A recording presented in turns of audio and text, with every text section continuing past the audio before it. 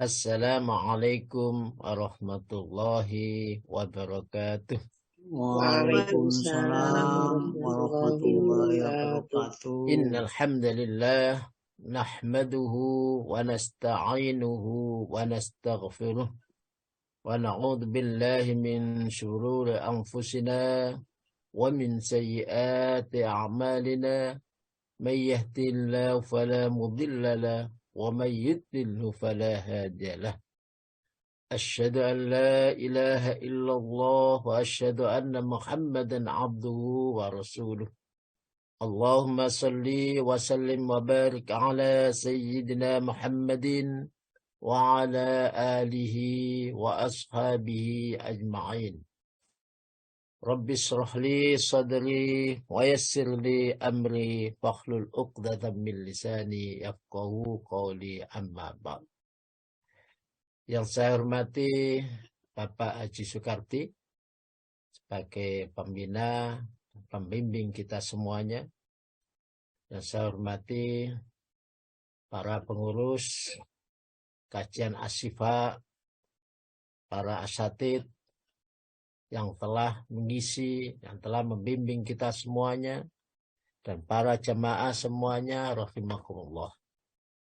Alhamdulillah, kita panjatkan puji syukur kehadirat Allah Subhanahu wa Ta'ala yang telah memberikan kesempatan kepada kita, memberikan kenikmatan kepada kita pada pagi hari ini, di akhir pekan kita, yang orang lain sementara banyak yang berkunjung ke sana dan kemari. Nah, mudah-mudahan kita tetap dijadikan oleh Allah Subhanahu wa Ta'ala menjadi orang yang selalu istiqomah dalam mengkaji ayat-ayatnya. Salawat dan salam pada Rasulullah Sallallahu Alaihi Wasallam yang telah mengantarkan kita semuanya dari jalan yang penuh dengan murka Allah menuju jalan yang penuh dengan ridha Allah. Baik, Bapak Ibu rahimakumullah, kita evaluasi dulu pada materi yang dahulu tentang ta'lam, alam ta'lam. Itu adalah takwa. Nah, takwa itu adalah perintah kepada manusia yang pertama menurut urutan Al-Quran, ya, bukan menurut urutan datangnya Al-Quran, nuzul Quran, bukan. Nah, tapi menurut urutan Al-Quran ada alif lam mim, ya, urut sampai qul a'udzu birabbin nas, itu adalah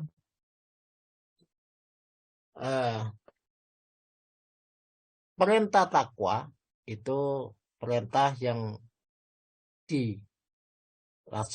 perintah takwa itu adalah perintah yang diberikan kepada manusia yang pertama. Manusia dibagi oleh Allah menjadi 3. Manusia yang muttaqin, sebagaimana sifat-sifatnya, sampai pada ayat wa ulaika humul muflihun. Nah, itu ciri-cirinya yang muttaqin. Pembagian manusia yang kedua adalah manusia yang kafirun. Ya, tidak banyak jenis cirinya, pokoknya kafirun, menolak. Di ciri utamanya dikasih tahu dan tidak dikasih tahu sama saja. Yang ketiga, manusia yang munafikun. Ini cirinya yang paling banyak di dalam Al-Quran. Ya, sulit dideteksi karena wa minan nas may yaqulu amanna billahi wa bil yaumil akhir wa ma hum bimu'minin. Lesannya mengucapkan A tapi hatinya tidak. Nah, siapa yang tahu hati kecuali Allah Subhanahu wa Ta'ala, sehingga manusia kita semua sulit mendeteksinya. Nah, pada akhirnya perintah masuk kepada manusia agar bertakwa. Ya ayyuhan nasu budu rabbakumul ladzi khalaqakum walladzina min qablikum la'allakum tattaqun. Nah, perintah masuk, perintah untuk bertakwa kepada Allah. beribadah kepada Allah. Dan perintah takwa itu, perintah takwa itu diawali mesti ada amanu wa amilus sholihat. Amanunya adalah ubudu, tunduk dan patuh kepada Allah. Ya, tunduk dan patuh iman kepada Allah, dan amunannya adalah aminus sholihatnya mengamalkan amal soleh. Itu yang kita harus evaluasi. Sehingga famayyatakillah, para siapa yang bertakwa kepada Allah, Allah akan memberikan jalan keluar sampai seterusnya yang kemarin kita sampaikan. Evaluasi yang kedua, materi yang lalu, ya, ada pada barang siapa atau siapapun istrinya yang diajak suaminya untuk bersenggama, kemudian tidak mau, maka ada dua hadis. Yang pertama, yang pertama bahwa yang di sana, di atas sana, tidak akan menyapa sampai pagi hari. Yang kedua, ada hadisnya bahwa sampai suaminya ridho. Ya, tidak akan menyapa sampai suaminya ridho.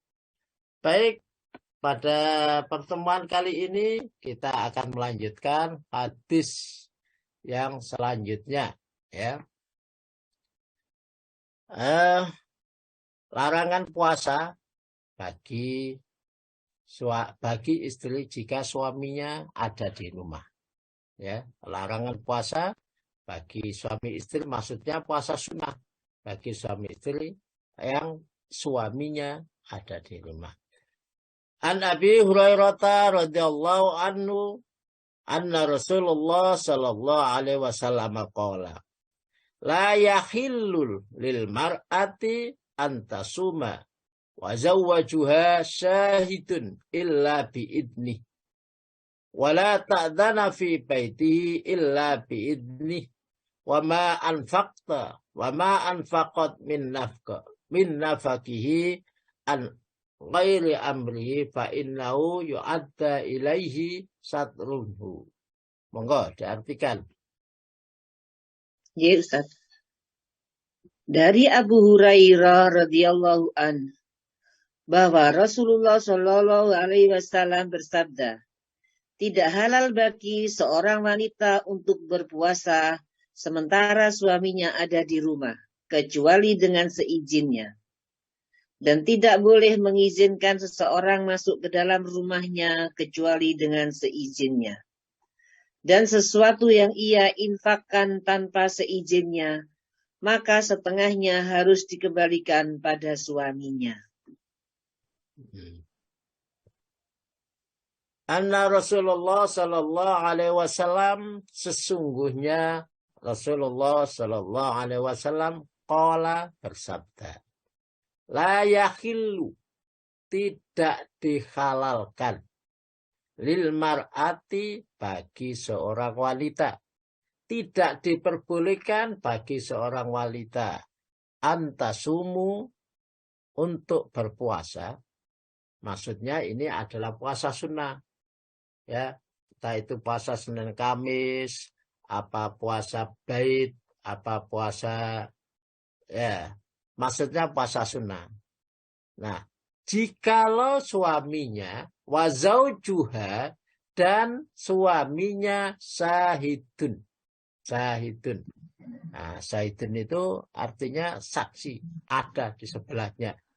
Nah, itu berarti la tahillu antasuma, la tahillu lil mar'ah antasuma wazaujuha sahidun.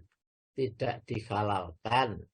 Kalau kalimatnya tidak dihalalkan berarti haram. Nah, berarti harus minta izin dulu. Minta izin dulu kepada suaminya. Boleh enggak saya puasa sunnah? Kalau mau puasa, izin dulu. Nah, illa biidnih, kecuali dengan izin suaminya. Kecuali dengan izin suaminya. Wala ta'dan, dan tidak diizinkan. Wala ta'dan, dan tidak boleh mengizinkan siapa? Lil mar'ah, bagi wanita, fi baitihi, di dalam rumahnya.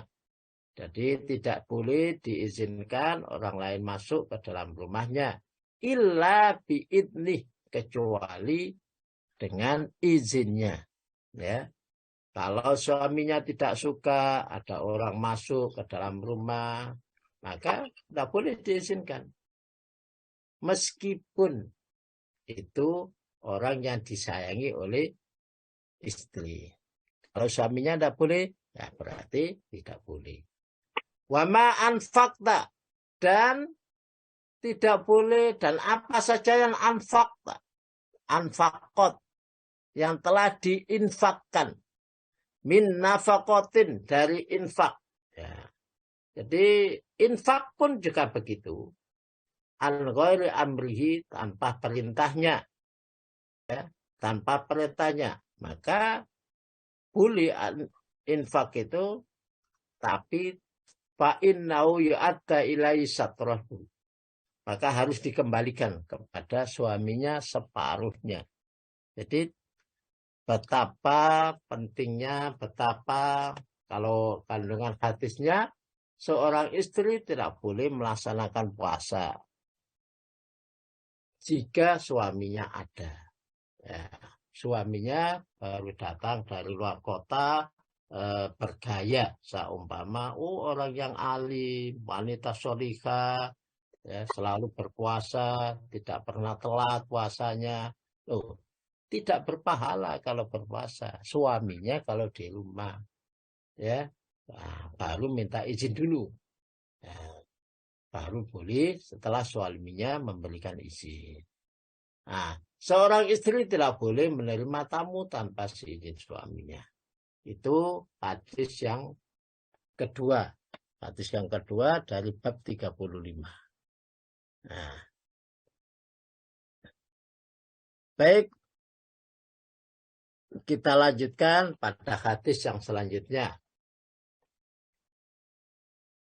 An Abdullah radhiyallahu an, anna Rasulullah sallallahu alaihi wasallam qala kullukum ra'in wa mas'ulun an ra'iyatihi fal amirul ladzi 'alan nasi ra'in wa huwa mas'ulun anhum wa rajulu ra'in 'ala ahli baitihi wa huwa mas'ulun anhum wal mar'atu ra'iyatun 'ala baiti ba'liha wa waladihi wa hiya mas'ulun an wa huwa mas'ulatun anhum wal abdu ra'in ala mali sayyidihi wa huwa mas'ulun anhu ala wa kullukum ra'in wa kullukum mas'ulun an ra'iyatihi. Monggo diartikan. Ya, Ustaz. Dari Abdullah radhiyallahu an, bahwa Rasulullah sallallahu alaihi wasallam bersabda, setiap kalian adalah pemimpin dan akan diminta pertanggungjawaban apa atas yang dipimpinnya. Amir, kepala negara, dia adalah pemimpin manusia secara umum. Maka dia akan diminta pertanggungjawaban atas mereka. Seorang suami dalam keluarga adalah pemimpin dan akan diminta pertanggungjawaban atas mereka. Seorang istri adalah pemimpin di dalam rumah tangga suaminya dan terhadap anak-anaknya, dan dia akan diminta pertanggungjawaban atas mereka. Seorang hamba sahaya adalah pemimpin dalam urusan harta tuannya, dia akan diminta pertanggungjawaban atasnya. Ketahuilah bahwa setiap kalian adalah pemimpin, dan setiap kalian akan diminta pertanggungjawaban atas siapa yang dipimpinnya. Baik. An Abdullah radhiyallahu an, anna Rasulullah, sesungguhnya Rasulullah sallallahu alaihi wasallam qala, bersabda, kullukum, setiap kalian ra'in, pemimpin. Ya, setiap kalian ra'in, pemimpin. Ya. Wa mas'ulun, an ra'iyatihi, dan pasti dimintai pertanggungjawaban. Di sini famas'ulun menggunakan famas'ulun. Kalau famas'ulun menggunakan kalimat fa itu langsung. Kita pemimpin minimal diri kita sendiri, memimpin diri kita sendiri. Kenapa kita waktunya sholat tidak sholat? Kenapa waktunya berbuat baik, waktunya infak tidak infak? Kenapa waktunya zakat tidak zakat? Ya, minimal pada pemimpin dirinya sendiri. Famas'ulun, dan dimintai pertanggungjawaban. An ra'iyatihi, terhadap apa yang dipimpinnya. Fal amir, maka amir, kepala negara, pimpinan, alladzi 'alan nas, ya, yang memimpin para manusia, ya. Ra'in adalah pemimpin, wa huwa mas'ulun, dan dia dimintai pertanggungjawaban anhum, tentang manusia yang dipimpinnya. Kenapa ada yang dipimpinnya? Ada yang kelaparan, masih ada yang kekurangan, masih ada yang berbuat maksiat, masih ada yang tidak sesuai dengan aturan-aturan Allah. Itu nanti dipertanyakan. Makanya pemimpin itu paling berat, ya, paling berat. Kalau kepala negara itu paling berat. Nanti daripada kok nggak tahu, ya, umatnya nggak tahu sampai di mana. Kalau seumpama kita contohkan Umar bin Khattab itu sampai dia keliling mencari, mungkin ada manusia atau ada umatnya yang tidak bisa makan. Sehingga sampailah Umar bin Khattab itu ketemu dengan orang yang memasak batu itu. Nah, sampai dia dipanggul sendiri, dikirim sendiri makanannya. Itu sebagai pertanggungjawaban. Karena takut nanti di akhirat ditanya oleh Allah. Maka sampai Umar bin Khattab berpesan, tidak boleh ada yang jadi pemimpin keturunan saya kecuali saya. Tidak boleh ada yang jadi pemimpin keturunan saya kecuali saya. Itu pesan Umar bin Khattab. Karena takut pertanggungjawabannya di hari akhirat. Warajulu ra'in ala ahli baitihi. Dan seorang laki-laki adalah pemimpin ala ahli baitihi, terhadap keluarganya. Terhadap ahli, itu ahli baitinya, baiti itu rumahnya. Ya, terhadap seisi rumahnya itu suami adalah pemimpin. Wa huwa mas'ulun anhum, dan dimintai pertanggungjawaban tentang itu semua. Ya, tentang itu semua. Hartanya diberikan kepada siapa, kepada anaknya, kepada untuk apa, dan lain sebagainya, itu dimintai pertanggungjawaban. Ya, anaknya, ya, apakah berbuat baik, apakah tidak, sudah sholat atau belum, dimintai pertanggungjawaban. Seluruh pada isi rumahnya, ahli baiti. Wal mar'atu, dan wanita, ra'iyatun, adalah pemimpin, ala baiti ba'aliha, terhadap rumah suaminya. Terhadap rumah suaminya. Wa waladi, dan terhadap anak-anak suami. Ya, itu adalah dimintai pertanggungjawaban terhadap anak-anaknya. Kenapa anaknya jadi bodoh? Kenapa anaknya tidak jadi pintar? Kenapa anaknya jadi begini? Nah, itu mar'ah, tanggung jawab. Wa ya mas'ulun anhum. Dan seorang wanita dimintai pertanggungjawaban tentang itu. Wal abdu, dan hamba saya itu ra'in ala mali sayyidihi, terhadap harta benda sayyidnya.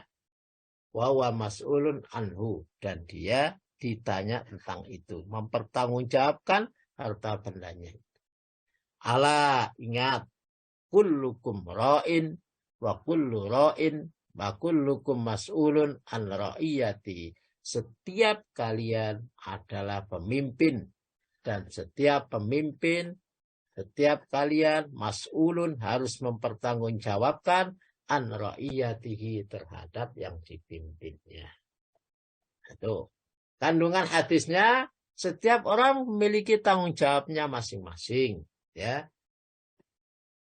Umaro memiliki tanggung jawab masing-masing.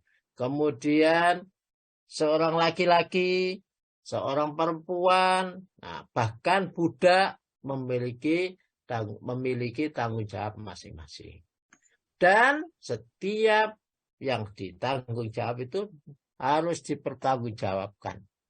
Harus dipertanggungjawabkan di hadapan Allah Subhanahu wa Ta'ala. Yang kedua, tanggung jawab istri, karena kita membahas fokusnya pada istri. Tanggung jawab istri adalah mengurus rumah, mendidik anak-anak, dan menjaga kehormatan dirinya maupun kehormatan suaminya. Ya. Nah, pada saat ini kadang-kadang kita kalau bersolek itu, ya, macak dan lain sebagainya, tidak untuk istrinya, tidak untuk suaminya, tapi untuk orang lain. Kadang-kadang begitu. Ya, selanjutnya suami dan istri adalah rekanan dalam menjalankan kehidupan rumah tangga. Harus bersatu, harus saling membantu, harus saling menolong. Ya, kalau ada kekurangan satu dengan yang lain, harus saling membantu. Keduanya memiliki kewajiban masing-masing yang harus dilaksanakan. Itu kandungan hadis yang ketiga dari bab 35. Kita lanjutkan ke dalam hadis yang keempat. Kita lanjutkan hadis berikutnya.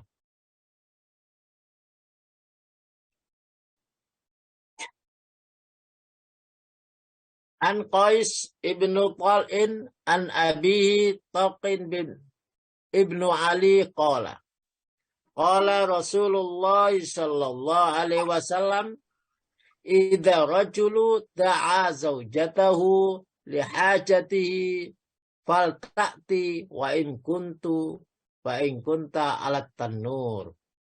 Monggo diartikan. Dari Qais bin Talq, dari bapaknya Talq bin Ali. Dari Qais bin Talq, dari bapaknya Talq bin Ali berkata, Rasulullah sallallahu alaihi wasallam bersabda, jika seorang lelaki mengajak istrinya untuk memenuhi hasratnya, maka hendaknya ia mendatanginya walaupun dia sedang berada di dapur. Ya. Jangan ikut-ikut saya, Bu. Saya harus hati-hati. Kadang kepelicuk-pelicuk, Mas, ya. Enggak. Qala Rasulullah sallallahu alaihi wasallam. Bersabda Rasulullah sallallahu alaihi wasallam. Idza rajulu da'a zaujatahu. Idza tatkala rajulu seorang laki-laki da'a mengajak seorang laki-laki zaujatahu istrinya lihajati untuk lihajati kepada hajatnya. Nah, fal ta'tihi maka hendaknya mendatanginya. Fal ta'ti maka hendaklah mendatanginya dimanapun dan kapanpun. Kalau suaminya menginginkan, ya harus mengikutinya. Harus mau. Tidak boleh tidak mau. Itu hadis Nabi, idza rajulu, apabila ada seorang laki-laki da'a mengajak sapa rajul zaujatahu, istrinya lihajatin kepada hajatnya, fal ta'tihi maka hendaknya mendatanginya. Wa in kanat alat tanur, meskipun itu istrinya lagi masak. Lagi masak, diajak suaminya, ya jangan bilang repot. Iya, ono ay. Nah, itu. Nah, tapi hadisnya begitu. Wa in kanat ala tanur. Meskipun wanita itu berada di dalam dapur, ya, berada di dalam dapur, harus juga mengikutinya, harus juga memenuhinya. Nah, hadis ini menunjukkan bahwa besarnya hak suami yang harus dipenuhi istri. Ya, besarnya hak suami yang harus dipenuhi istri. Sampai kapanpun yang diinginkan istri, lah, mengikutinya. Bahkan mau tidur seumpama, mau tidur sudah ditawari suaminya. Nah, apa butuh saya, apa tidak. Begitu. Ya, suaminya ditawari. Kalau tidak, ya. Kalau seumpama para istri itu setiap mau tidur menawarkan apakah butuh saya atau tidak. Wah, begitu kelihatannya rasa-rasanya loh. Seakan-akan rumah tangganya bagus, aman, penuh dengan kasih sayang. Nah, begitu. Yang kedua, seorang istri harus melakukan apa yang diridhoi suaminya. Ya. Melakukan apa yang harus diridhoi suaminya. Tidak boleh melaksanakan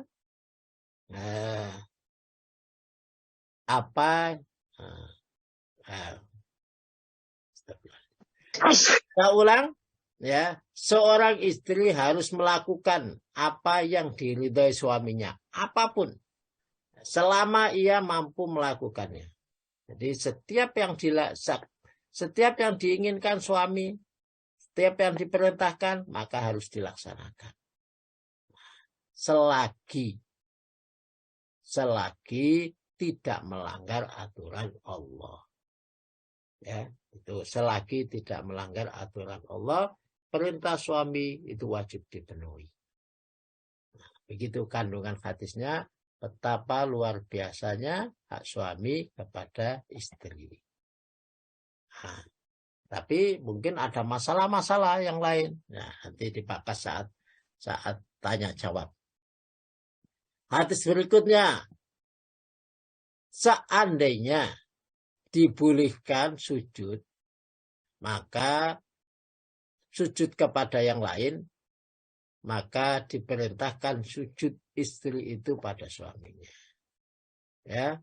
Dalam hadis selanjutnya, an Abi Hurairah anin Nabi sallallahu alaihi wasallam qala, "Lau kuntu amiran ahadan ayyasjuda li ahadin la amartul mar'ata antasjuda li zawjiha." Monggo.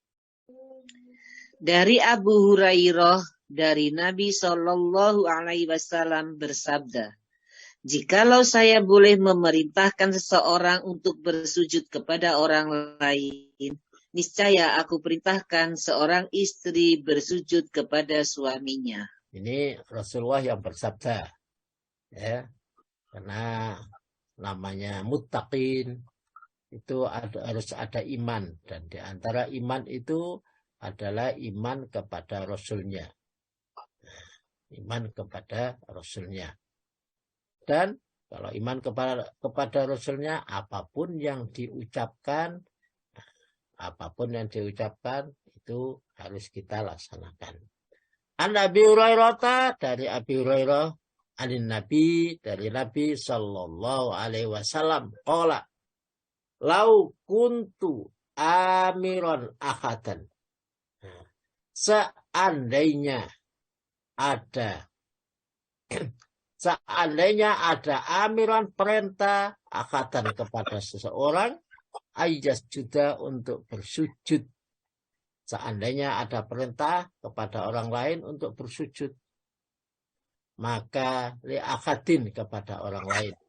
Jadi seandainya perintah sujud kepada orang lain, ya, manusia boleh sujud kepada manusia yang lain, maka kata Allah, kata Rasulullah, la amartu, pasti akan saya perintahkan al-mar'atu seorang wanita antas juda untuk bersujud li zaujiha kepada suaminya.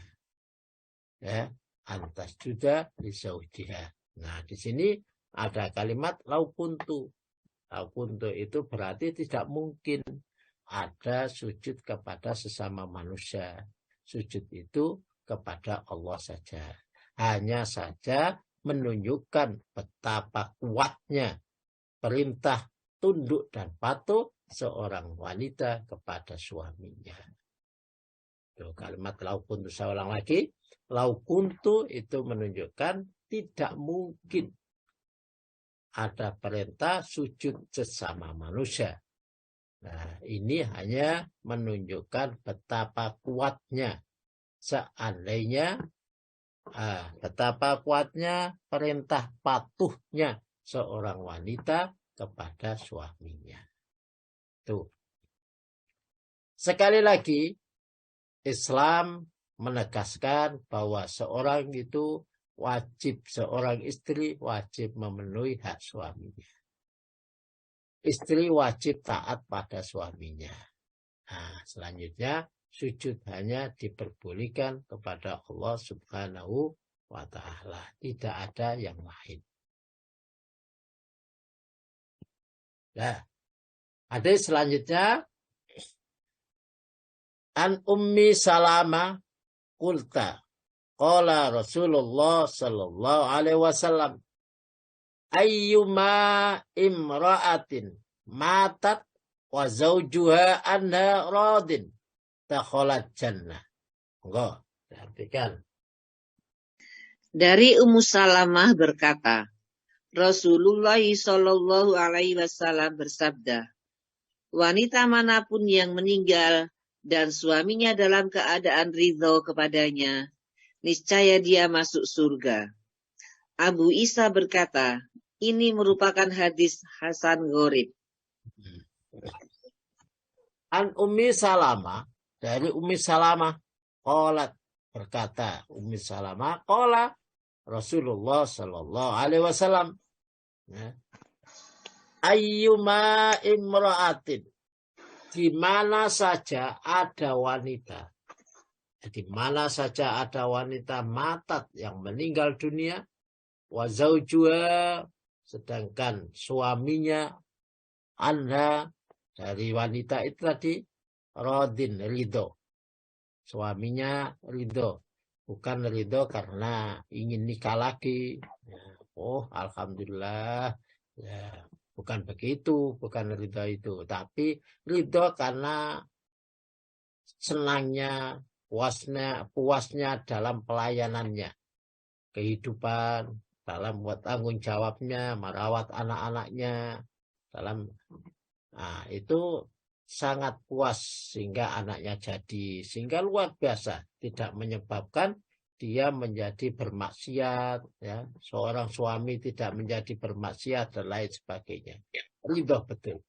Maka dakhalat jannah, wanita tersebut akan masuk surga. Ulang lagi, di mana saja ada wanita yang meninggal dunia, ya, wa zaujuha, dan suaminya alaiha radin, ridho terhadapnya, maka kesuksesan laki-laki itu, gambarannya kesuksesan laki-laki itu ada wanita yang luar biasa. Wanita yang luar biasa itu jikalau meninggal dunia yang sukses, itu pasti luar biasa, ketunnya luar biasa dunia itu begitu.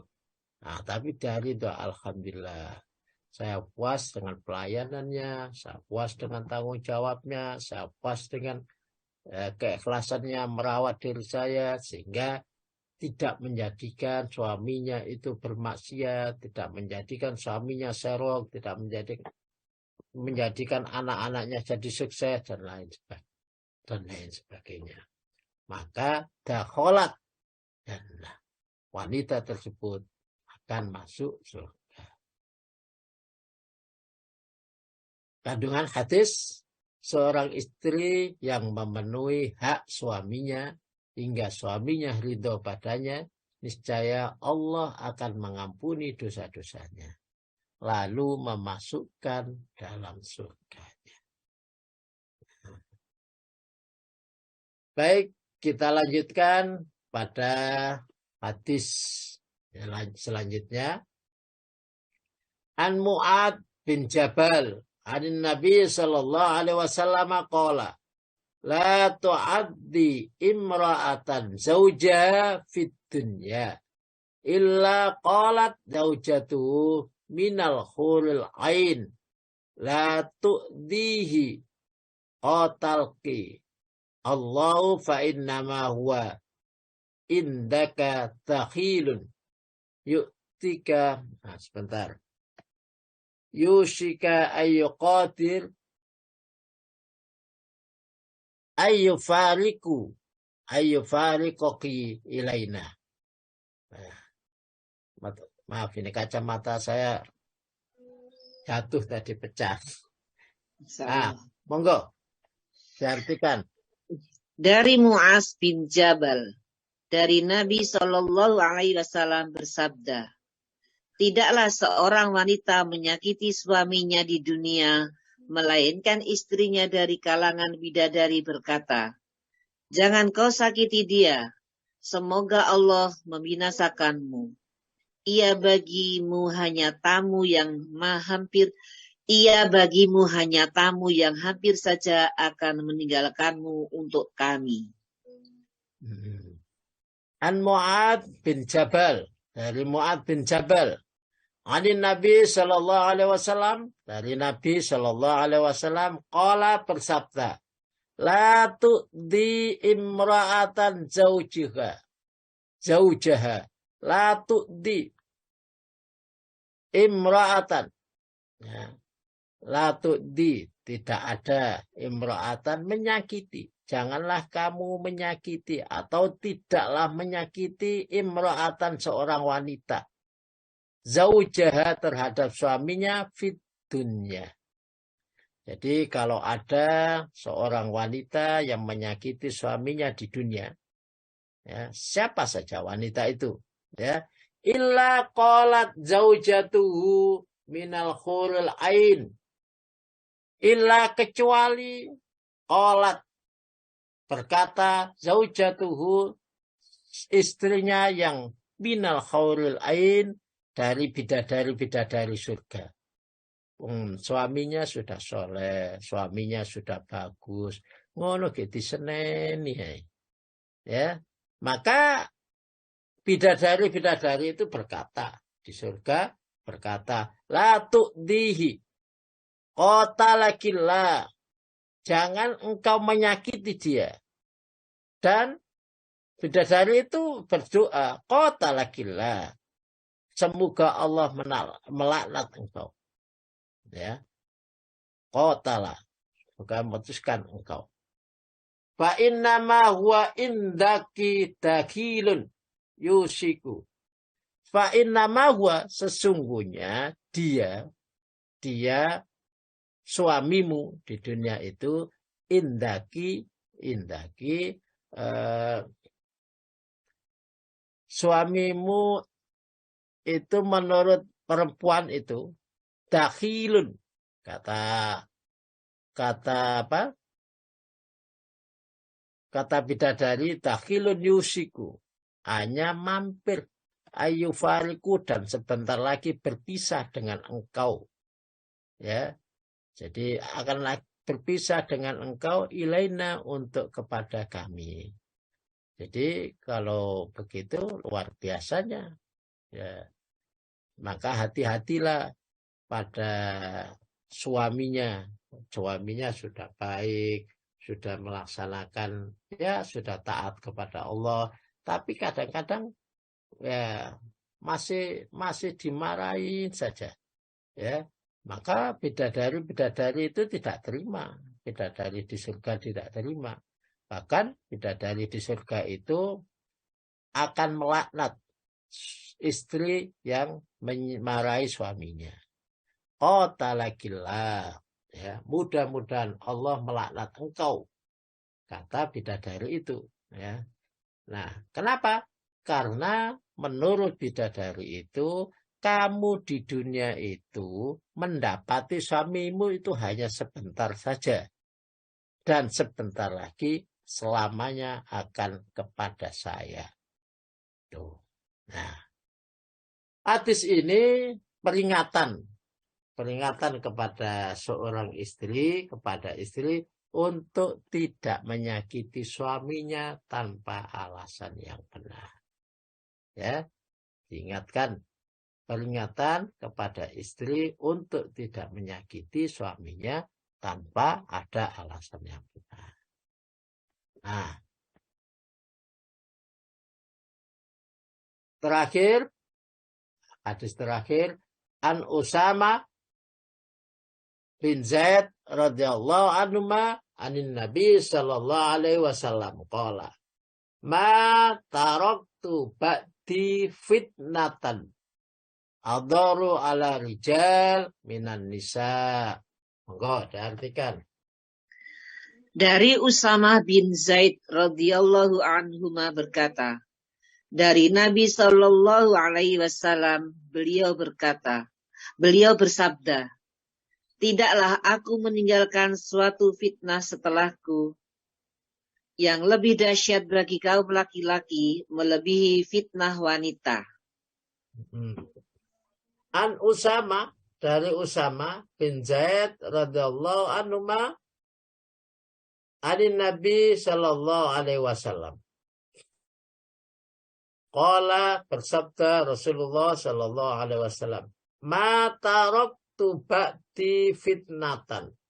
Tidak saya tinggalkan sudah aku fitnah, ujian, adharun yang lebih berat. Jadi sesudah Rasulullah ini meninggal dunia, tidak ada yang lebih berat ujian itu. Ya, semuanya ringan-ringan saja. Semuanya ringan-ringan saja bagi seorang laki-laki, kecuali ya adharun al-rijal, yang lebih berat daripada seorang laki-laki, minan nisa, daripada istrinya, daripada wanitanya.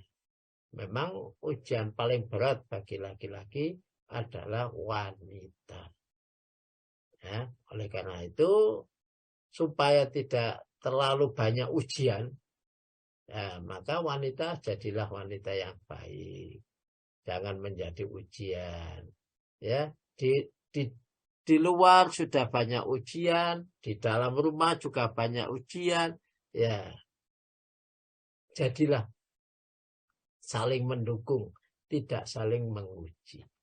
Karena Allah Subhanahu wa taala menjadikan manusia itu di dalam surat Al-Imran, rijina linnas hubbus syahwat minan nisa. Ya, minan nisa dan seterusnya.